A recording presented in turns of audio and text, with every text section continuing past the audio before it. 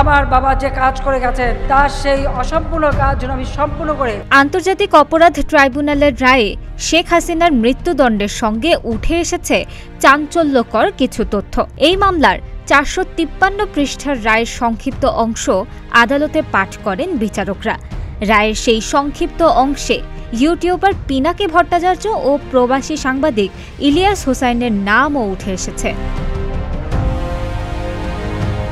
এই মামলার রায়ে আদালত প্রসঙ্গক্রমে বিভিন্ন বিষয় উল্লেখ করেছেন। এর মধ্যে রয়েছে বাংলাদেশের মানবাধিকার পরিস্থিতি, ফ্যাসিস্ট হাসিনার শাসনামলে বাংলাদেশের মানবাধিকার পরিস্থিতি, বিচার বিভাগের স্বাধীনতা এবং সংবাদপত্রের স্বাধীনতা তথা মত প্রকাশের স্বাধীনতার প্রসঙ্গ।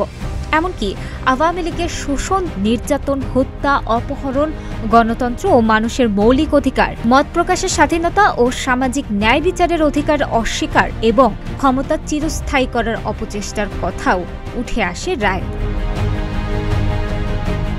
এ সময় রাষ্ট্রের বিভিন্ন শ্রেণীর মানুষের উপর আওয়ামী নিপীড়নের চিত্র তুলে ধরে বিচারপতি শফিউল আলম মাহমুদ বলেন, শেখ হাসিনার সমালোচক, লেখক, সাংবাদিক, সিভিল সোসাইটির সদস্য, আইনজীবী ও বিচারকদের উপর দমন পীড়ন চালান এবং তাদের অনেককে দেশ ছাড়তে বাধ্য করেন। তৎকালীন প্রধান বিচারপতি এস.কে. সিনহা এবং বিখ্যাত লেখক, সাংবাদিক ও ইতিহাসবিদ মাহমুদুর রহমান, ইউটিউবার পিনাকি ভট্টাচার্য, রাজনীতিক ও সাংবাদিক শফিক রেহমান, ইলিয়াস হোসাইন, কনক সরওয়ার, মুশফিকুল ফজল আনসারি, অলিউল্লাহ নোমান, শাহেদ আলম, জাওয়াদ নির্ঝর, তাসনিম খলিল সহ অনেকেই সরকারের অন্যায়, দমন পীড়ন ও বিশৃঙ্খলার সমালোচনা করার কারণে দেশ ত্যাগে বাধ্য হন। বাংলাদেশের মানুষের পক্ষে তারা কথা বলেছেন, আন্দোলন করেছেন, এই বিষয়টিও বলা হয়েছে রায়। এছাড়া সুপ্রিম কোর্টের সিনিয়র আইনজীবী প্রয়াত ব্যারিস্টার আব্দুর রাজ্জাকের কথাও এ প্রসঙ্গে উল্লেখ করেছেন।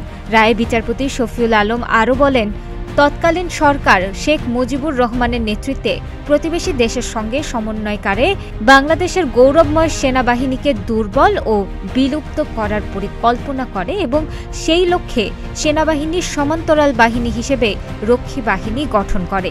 একইভাবে ২০০৮ সালে ক্ষমতায় এসে শেখ হাসিনার সরকারও নিপীড়ন, গুম, অপহরণ ও স্বাধীনতা সীমিতকরণের অভিযোগে অভিযুক্ত হয়।